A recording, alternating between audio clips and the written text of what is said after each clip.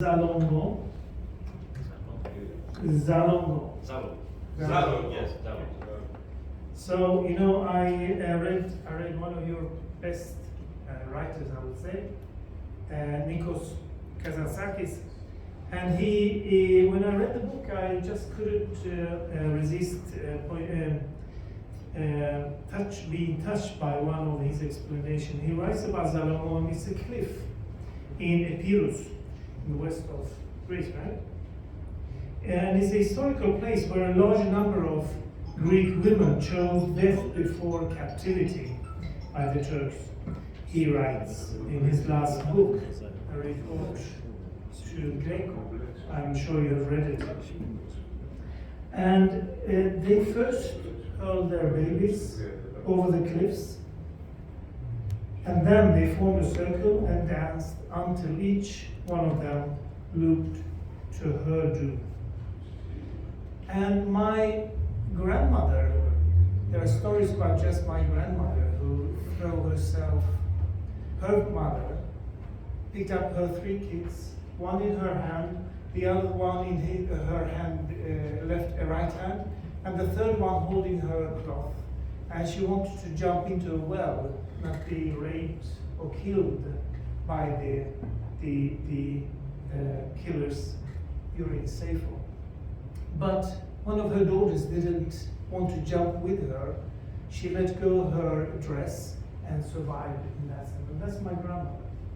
So when I heard those stories, I didn't understand that this is actually what was happening all over in many, and explained in many places like this.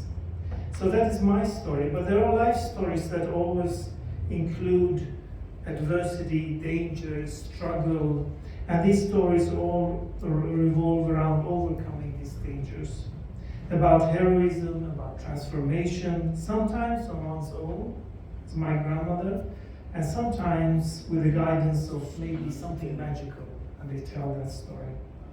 Such stories capture a fundamental truth about our human nature, that resilience emerges from crisis and everyday experiences. Now, these stories are not simple. I'm not saying that my grandmother survived easily. Her fear, her anger, her anxiety is the consequences for a whole community, a whole people, just like ours and yours. And I've written a chapter on this in one of David Gaunt's books on anxiety, trauma, and reviewing a lot of literature that is written by Pontic-Greeks, by Jewish trauma, and by Armenian trauma. This is hard, there is a lot of loss, but in all this, as Sargon said, also there is strength and resilience, which we have to remember. And now I would like to just give a few of those examples collected by those studies I have done among Assyrian Iraqis, Assyrians from Syria, who fled the war several generations after, just recently. There are people like Mariam, an Iraqi woman who fled ISIS. There is Sarah, who left her husband in Istanbul in the chaos of the situation. She was there with her children. But through these stories, they challenged something they faced, the trauma of leaving someone behind, the place, the people, and we will also see that they have a capacity because they have a hope, and through that hope they grow. And we'll see how they draw on stories from earlier generations. So even if I only study recent events, they have with them stories of the past, stories of fear, stories of distrust, etc. Now, the uprooting caused by war exposes refugees to a range of emotional challenges. It is loss, it is trauma, it is uncertainty, which are the most common experiences. Mariam, an Assyrian woman fleeing the Iraqi war, encapsulated this when she said, and I quote her, "I don't feel safe anymore," she says. "I belong to an Assyrian minority. We feel threatened by ISIS, which wants to kill us, and I'm tired of this miserable situation we live in."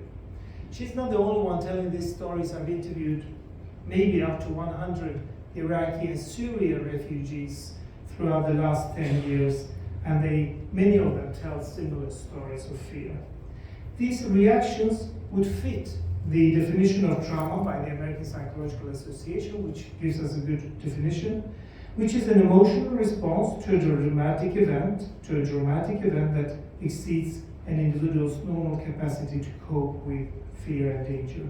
But more than this, and this is where the difference is, Mariam's words reveal not only personal suffering, but also the collective suffering by the Assyrian population, not reflected in the definition of APA, American Psychological Association. So the Western idea of trauma is not enough to understand these populations. So normally when we face an event, an overwhelming stressor that the war causes, which is more challenging than usual, it results in this stress. And we try to cope by using different strategies to handle that stress. The coping process produces an outcome that is either favorable, unfavorable, or unresolved. And here are different coping strategies. A young Assyrian woman expressed how she would deal with the past stress, and based on her coping style, she is confident that she can handle future challenges. But living in limbo, like many Assyrians did after the Syrian war, with an uncertain future, also tells these challenges. Sarah, another woman, a middle-aged Assyrian woman who fled Syria, experienced this actually when I met her in Istanbul, and her husband died suddenly while she was seeking asylum in Sweden. Unable to join him in Sweden, she was left in a state of profound loss and isolation, responsible for her 2 young children. And I quote her, "I felt an emptiness as I couldn't bury my husband," she recounts, her voice filled with sorrow. And she continues, "All my dignity as a human being was taken away. My hair turned completely grey overnight." End of quote. So her words convey not only the immense grief of losing a loved one, but also the added burden of being denied a religious and culturally significant ritual, a loss of agency that further compounds her suffering. So these stories, they illustrate complex interplay between individual experiences and broader societal factors and limitations. While Mariam's trauma is deeply personal, it echoes the collective suffering of her people. And similarly, Sarah's loss is compounded by the constraints of her refugee status. She cannot move anywhere. She's stuck in a city she doesn't know. All these women are dealing with the ultimate existential conflict, the awareness of death. Existential psychology, which is one of my fields, is concerned with people's ultimate concerns.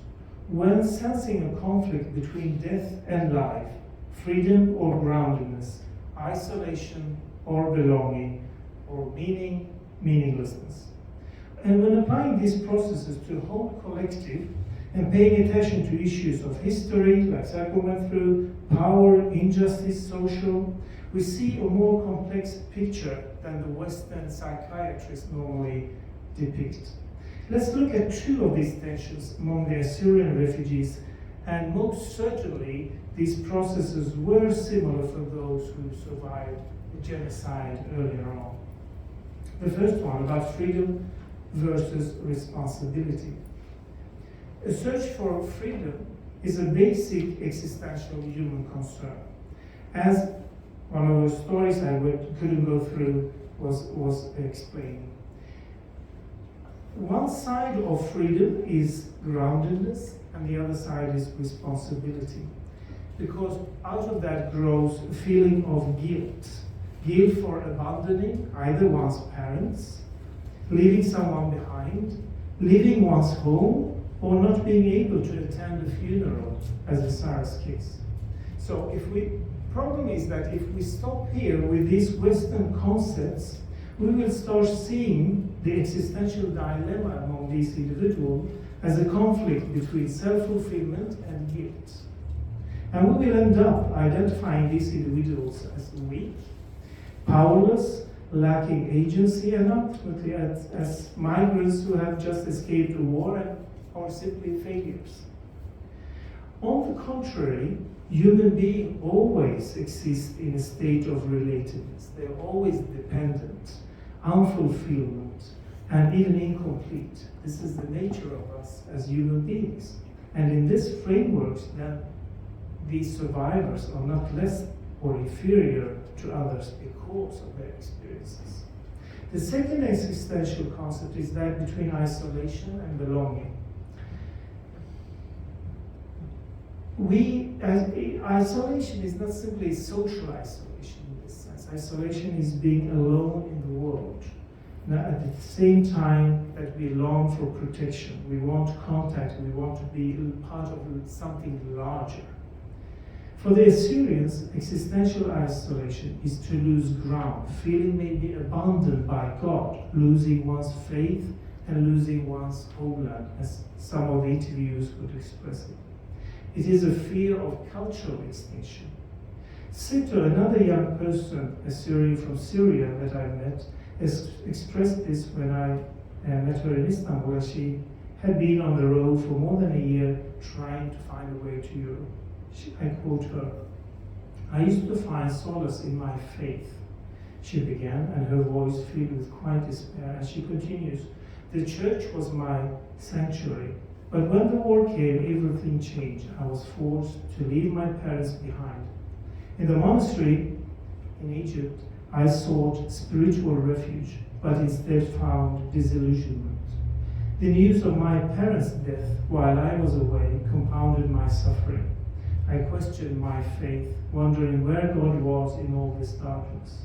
When you pray and pray to God and you need Him, and He's not with you, your faith gets weaker and weaker." This is the existential isolation that she captures very well. And her story is about this existential challenge. Her doubts about God and her sense of isolation reflect the broader struggles of individuals in crisis. However, it's crucial to remember that these challenges are not signs of weakness, but rather a testament to the resilience of the human spirit. To doubt is actually a way to grow. Minorities often experience a sense of insecurity and displacement in the condition of in-betweenness. There is a very good Mexican philosopher who writes extensively on this in-betweenness. So Sito's story mirrors a universal struggle, it's not just her own. An entire people's sense of loneliness in this world. It is either a God who is not present in the suffering of its people, or a community that cannot find peace or a home, not even in the diaspora. And this is a symbolic pain, as expressed by Mariam earlier, threatened by ISIS, and I continue her quote. "It is different for us Christians," she says. "We never feel safe. We are always a target. It is halal to kill us. We are always worried."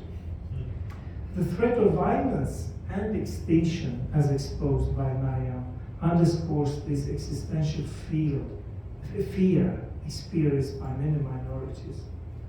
In 2024, when we conducted a survey study on fear of community extinction and resilience in Turkey, mainly Southeast Turkey, together with a colleague of mine, Soner Bartoma and Arizato, we collected data from 212 Assyrians in the villages of Turadin, Midyat, Mardin, and a few in Istanbul, and we are analyzing that data now.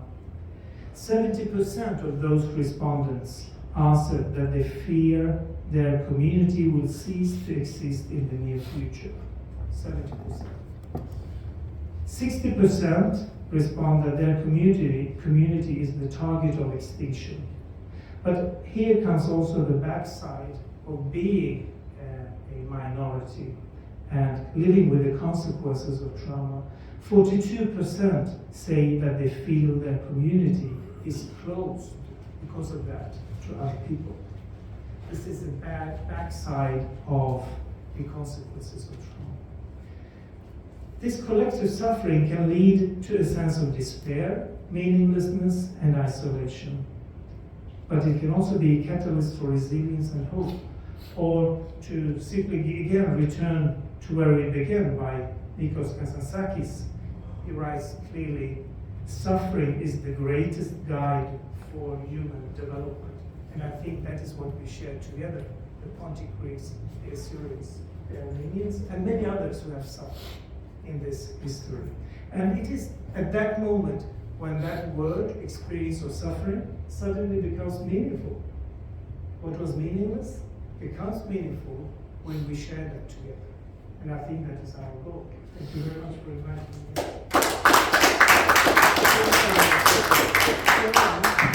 Thank you very much on this excellent presentation on trauma, fear, loneliness, collective suffering, consequences of genocide, mass violence. So I think you will agree that we will skip the discussion part. How did you? I just have one question. Are you sure? Very sure. Okay. Question. Do you think that the problems that Assyrians have been... Oh, sorry. Do you think that the problems that the Assyrians have been facing in the Middle East since, let's just say, the genocide, are an effect of the genocide never having been resolved and still being denied? And do you think if there is recognition of the genocide by the perpetrator group, then things will change for the Assyrians in the Middle East? And the short answer to both questions is yes. And there is a lot of research on the Holocaust trauma, saying that when, until not a experience is expressed, accepted, it is not resolved psychologically. So we see that with the Israeli consequences. So there is good research on that. So yes to that one. It really needs to be resolved. And on the second, yes as well, because once you name something by its word, that word becomes more tangible. Otherwise, and there is very good research on that also from other studies, and I think it's both Armenian and Pontic Greek. If that word is not fixed, accepted, or expressed, it becomes an imagination in your mind, which is passed on by generations. And we know from imaginations they create pictures, and if you don't know those pictures, they become scary. So it is very important that the words are being used as exactly what they are supposed to be. Yes.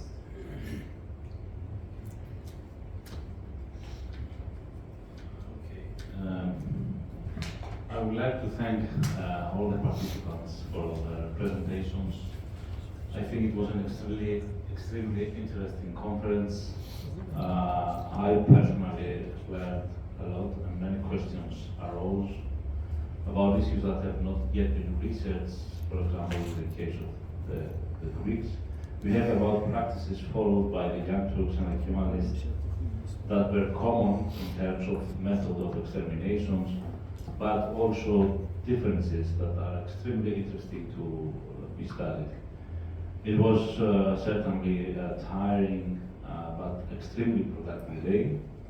So you will receive a letter with instructions in order to send your papers within a relatively reasonable time, so that we can begin the publishing process with an international publishing house. Thank you very much for being here. Thank you for your presentations. Now we are invited by the Assyrian Association of Greece to taste traditional Assyrian food.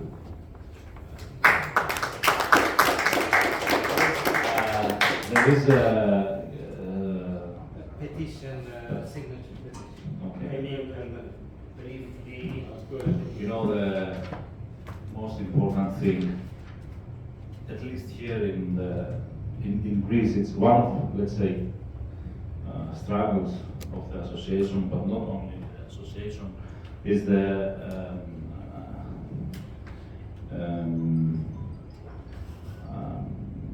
acknowledge of the crime. So there is a press release here. I would like to read it. During World War I, the Ottoman Empire orchestrated the systematic extermination of more than half of the Assyrian population. Most of the survivors were either executed, exiled, or forced to abandon their ancestral homeland. Between 1914 and 1924, the Ottoman regime, alongside its Kurdish allies, carried out a genocide that claimed the lives of hundreds of thousands of Assyrians. The pain and trauma of this atrocity remain etched in the collective memory of the Assyrian people, exacerbated by Turkey's continued denial and refusal to acknowledge this largely overlooked chapter of World War I history. As the legal and political successor to the Ottoman Empire, the Republic of Turkey maintains a policy of denial, refusing to recognize the genocide perpetrated against the Christian populations, despite overwhelming historical documentation and scholarly consensus. This persistent refusal not only dishonors the victims and their descendants, but also stands in stark contrast to the democratic values Turkey professes to uphold. Democratic nations and the international community must remain steadfast in their principles, urging Turkey to confront this painful past. Recognition should not be seen as a threat, but as a courageous and constructive step toward justice, reconciliation, and the full inclusion and equal treatment of all minorities within Turkish society. Ultimately, Turkey has the sovereign agency to choose the path of truth and moral responsibility. By acknowledging the genocides of the Assyrian, Armenian, and Greek peoples, Turkey can take a significant step toward historical accountability and meaningful integration into the global community, founded on the principles of human rights, dignity, and self-memory. We respectively urge this great nation, Greece, home to a vibrant Assyrian community, to stand on the side of truth and human rights by formally recognizing the Assyrian genocide.